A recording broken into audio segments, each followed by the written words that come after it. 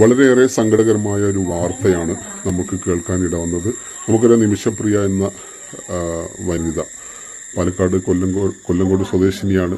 ചെയ്തു പോയ ഒരു തെറ്റ്, അത് ഇനി മനഃപൂർവ്വമാകട്ടെ അല്ലാതാവട്ടെ, അങ്ങനെ ഒരു സംഭവം സംഭവിച്ചതിൽ നമ്മൾ മലയാളികളൊക്കെ വളരെ ദുഃഖിക്കുകയാണ്.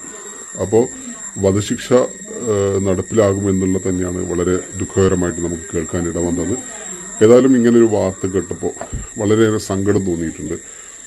ഒരു സാഹചര്യത്തിൻ്റെ സമ്മർദ്ദം കൊണ്ട് സംഭവിച്ചു പോയ ഈ ഒരു കയ്യബദ്ധം,